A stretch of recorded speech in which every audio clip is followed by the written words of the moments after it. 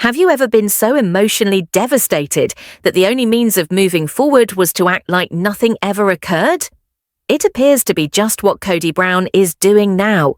The troubled star of Sister Wives recently asserted that he never did actually love his ex-wives. His only true emotional bond has always been with Robin Brown, his current and sole remaining wife, he claims. This assertion, though, has not been well received, not from the fans, and not even from the other women. Recently, in a sit-down interview recorded by Monica on Sister Wives Underground, the members of the Brown family gathered to discuss their common past and the crumbling of their relationships. In the interview, Cody candidly confessed that he never equally loved his wives. He even went as far as to state his relationship with the other women never compared to what he feels with Robin. Mary Brown was swift to reply. She admitted that if Cody did not want to confess that he ever loved her, so be it. But she wanted to know why he would not at least admit that. Their relationship had been important at some point. She reminded him that doubt and change were natural, but to act as though there never was any love at all is to take away the truth they both knew. The worst part of it, she continued, wasn't the lack of love now, but the way Cody appeared to diminish their whole shared experience. At one time, Cody went so far as to say that he wouldn't mind if Mary wanted to pretend they loved each other. For Mary, this was not just dismissive, it was hurtful. It wasn't about pretending. It was about honoring what was once real, even if it changed over time. Even Robin, usually Cody's favourite, didn't entirely support his account of what had happened. According to her, she couldn't align herself behind his implication that whatever he said or felt was merely the result of pain and anger. Although emotions such as rage do have an impact on what individuals say, she alluded to the fact that some of what Cody said seemed to resonate from a far deeper place. Nevertheless, Cody held his ground. What was most important to him at the time of each breakup, he said, was how he felt emotionally. At a distance, he believed, came honesty, and his definition of honesty is that he never loved his previous wives. Christine and Cody divorced in 2021.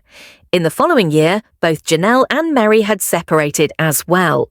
Robin is his sole partner today, and Cody still stands up for his relationship with her.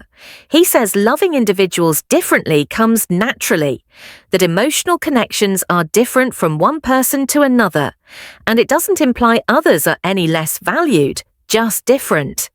He continued that his love for Robin is greater, and he's fed up being guilty about it. Year after year, fans have watched Janelle Brown function as the family stabilizer. They've had the responsible one, the one who managed money and provided order, since 2010. Cody used to truly admire her. But now that things with their relationship are in the rearview mirror, Janelle is questioning all of it, including if she even wants any sort of relationship with Cody or Robin. During a recent interview, Janelle was questioned about whether or not she would remain friends with Cody. She answered thoughtfully, indicating it was possible. However, when asked about Robin, she bluntly said they never clicked. As the interview progressed, her tone changed. She confessed that she didn't really wish to keep in touch with either of them. She didn't show anger or bitterness, but a need to maintain polite distance. Janelle indicated that though she bears no grudge, she's not interested in faking normalcy. She's fine with cordiality at the surface level, but anything deeper she doesn't envision as part of their future. And that, she assures, is fine by her. It's a sentiment many fans understand. Janelle was often treated like an afterthought. Now she's drawing boundaries and choosing peace over pretense. Her decision to step back isn't about hate, it's about healing. As she once put it herself, I don't need it. I'm not interested. I'm just not going to engage. When asked if she could still have some sort of friendship or even go out for an informal lunch with Cody or Robin, Janelle hesitated not. Her answer was straightforward and unambiguous. She just doesn't get along with them and would rather not have anything more to do with them. When it came to the possibility of experiencing deep love once again, Janelle was just as forthcoming. "I'm not out there searching for it," she said. More than anything, she's focused on moving forward, and that decision is easy to understand. All of her children with Cody are now grown, capable of making their own decisions about how they choose to relate to their father. The last in-depth discussion she probably had with Cody was at their son's funeral, an emotional experience which probably put a final end to any remaining personal connection. Janelle then moved to North Carolina, where she presently runs a farm with her daughter. That step was not only a physical change, but an emotional one also. It was her way of breaking free from Flagstaff and her lingering attachment to her past life with Cody. It was not worth the effort to try and keep up any relationship with Cody, let alone continue the old dynamics. He is still firmly entrenched in his own script, unwilling to be held accountable for the failure of his marriages. Again and again, he's blamed his wives instead of taking responsibility for himself. Janelle has accepted a tough reality. Had she gotten to know Cody better prior to their wedding, she might never have proceeded with the marriage. "If I'd had a year of knowing Cody, I'm literally not sure I would have married him," she confessed in the first half of the Tell-All special. But rather than being frozen by regret or trapped in bitterness, Janelle has used her pain and transformed it into drive. She's moving forward, stronger, freer, and less interested in looking back. The lies, the dodges, and the secrets have lasted long enough. From Cody's perpetual dodges to Robin's guarded omissions, the truth has always hung just beyond reach. When it came time to film the tell-all, even before stepping onto the set, Cody asked Robin if she was ready for what was coming. Her response was telling, "I'd rather have a root canal." Once again, both Cody and Robin dodged the difficult questions. Viewers picked up on it instantly.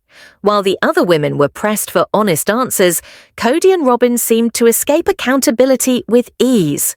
Robin dodged direct responses again and again, and her final concession, that the viewing of the tape was hard, rang hollow. To many, it wasn't the sadness of what had happened that hurt most, but the cycles of deceit again and again. Decades of lies and misdirection had become the actual betrayal. Janelle was not. She had reached her breaking point. The build-up of emotional pain, unfulfilled promises, and relentless frustration had finally grown too much. She's done. She's gone on. And maybe more importantly, she has no plans on ever going back to that period in her life. Her honesty is refreshing. She's not bitter, she's just done. It's a subtle kind of strength that makes a bigger impact than any melodramatic ending. In the meantime, Cody and Robin will probably for a long time to come ponder Janelle's departure. It is the loss not just of a marriage, but of the trust they once had in the view of others around them. There are times in life when pain is so intense and disappointment so huge that people seek to get through the experience by acting as if nothing ever occurred. It's a defense mechanism, trying to keep from feeling the full force of heartache. Cody Brown has shown precisely this behavior in recent times. Instead of addressing the depth of his previous relationships, he has downplayed them, claiming his emotional connections were never real. But his loyalists, who married and had families with him and participated in his life, know better. Even Robin, the only wife left standing, can't quite uphold his new narrative of their shared history. In a deeply personal and incendiary interview, it emerged more and more that although Cody might be attempting to forget, those who lived the actual years with him are not so easily fooled. The truth, however long disregarded, ultimately insists on being spoken. The family had not come only for closure, but to face the years of unspoken tension, buried betrayals, and broken love. At its core was one agonizing truth. The man they once loved still insisted that his feelings for his previous wives were never equal, never even that profound. With unnerving serenity, he justified this contention as a matter of fact of life, that people love unevenly and some lesser than others. But none of the women who had stood by him wanted to allow that version of the past to go unchallenged. One of them confronted it head on. Her sadness wasn't so much the loss of their marriage, it was the denial that ever had been real love between them. "Even now, he cannot say that he ever loved me," she said softly, but with searing clarity. "I just don't get it. Why can't he just say that he did love me at one point and that his feelings changed? That happens." Her words resonated the experience of so many who have gone through relationships that break down. The bewilderment, the grief, the hurt of a common past redefined by another. At that moment, it wasn't simply a broken marriage being lamented, it was the stripping of meaning from memories that previously seemed sacred. This was not new behavior. Again and again, he's spoken emotionally thoughtless words, usually without really thinking through the pain they would cause. In one particularly biting exchange, he even offered that if his partner wished to fake loving him, he'd be okay with that. But she wouldn't. Fake love wasn't just unwanted, it was insulting. Brushing what they had off by saying it had never been special or significant did not just hurt. It negated the whole basis of their life together. Even more revealing, however, was that his present girlfriend, the sole woman who still stood by him, didn't entirely concur with his harsh critique. She saw his words as being driven by unresolved pain, anger, and sadness. She cautioned him, and all of us listening, that powerful emotions such as anger can distort our vision, causing us to make statements that aren't accurate, things we eventually regret. That weakness, that emotional distortion, tends to follow the breakdown of long, deeply involved relationships, particularly ones as multidimensional and emotionally charged as a plural marriage. And in the midst of all the recriminations and sorrow, there was one fleeting moment of unanticipated truth. He conceded that his previous statements, that he never actually loved his ex-wives, weren't based on reality. They were responses to the pain of separation, to the confusion and desperation that set in after everything shattered. "I was caught in the storm," he confessed. "I wasn't attempting to rewrite the past. I just didn't know how to deal with the pain. Telling myself the love wasn't real, that was my means of survival." That confession shed light on something deeper, the lengths to which people will go to shield themselves from emotional devastation. For him, survival meant rewriting the story, if only temporarily. But now, with the past behind him, he has entered a different phase of life. No longer a polygamist, he now lives in a monogamous marriage, wholly committed to one woman. He maintains that what he feels today is stronger, truer than anything he ever felt before. And in rationalizing that love, he makes a comparison to the manner people love their children as opposed to friends, each love separate but not necessarily equal. It's not that he didn't love them, he asserts. It's just that this love is different, more all-consuming, more whole. Not every love is intended to be loved alike. And in a burst of mounting exasperation, he finally snapped, "I'm tired of being blamed for loving the one person I love most." His words were raw, defiant, and to many, understandable. Most people do experience deeper feelings for some people than others. But when uttered in the setting of a polygamous marriage, such a statement is altogether more complex. It raises a larger, more painful question. In a multi-partner relationship, is it truly possible to love everyone equally? Can affection be divided evenly without diminishing the value of the others? For those who followed this family's journey, the answer isn't so simple. What were once fond recollections are now entangled with betrayal and hurt. Emotional truth rarely plays by the rules of reason. When love and resentment coexist, the lines get blurred. What is certain is that love and anger have fueled many of the decisions, admissions, and tirades we've witnessed. When humans hurt, they tend to lash out, not in a way to hurt back, but in a way to defend themselves. But sometimes defensive statements cause more harm than the initial hurt could ever possibly have. Here, his attempt to emotionally extricate himself from previous marriages has only aggravated the confusion and sadness experienced by the women who earlier supported him. And now, the family must mend in the absence of closure. It's tenuous, it's ongoing. The woman who had struggled so valiantly to save the marriage has spoken out in order to give voice to her hurt. She isn't seeking revenge. She's not even seeking reconciliation.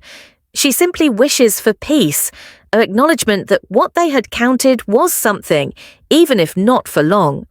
His present wife stands beside him, but even she does not appear to comprehend the intricacies of the situation. She knows that what is required of her now is not defense or apology, it's compassion. For the man at the eye of the storm, however, the consequences are undeniable. He now has to reap the whirlwind of his words, some uttered to defend himself, others that hurt deeply those whom he once vowed to love. A decade of public life has proved supporters of this reality TV show, a woman who was the steady presence in the midst of emotional turmoil. She was the anchor, the level-headed voice, the calm voice when things spun out of control. Equipped with emotional strength and economic security, she was usually the one person in the family that always managed to get some semblance of respect from the patriarch that others failed to receive. But now, with her family life destroyed and her marriage ended, she's been compelled to consider an uncomfortable question. Is it even worth being on good terms with her former spouse and the woman he currently resides with? In a TV sit-down intended to coax candid thoughts from all parties involved, she was queried whether she could ever be friendly with the couple again. Her first response was with the tact she's famous for.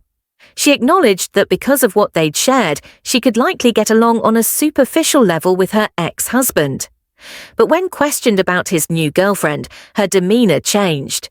She didn't beat around the bush. There'd never even been a legitimate relationship between them to start with, and there probably never would be. As the talk became more open, she became more frank. There was no bitterness, no residual anger. She just did not want them in her life anymore. "It's not about holding a grudge," she stated. "I just don't see a reason to continue being part of their world." She was not being heartless, she was being direct. There is a distinction between being polite and close, and she marked that line with soft resolve.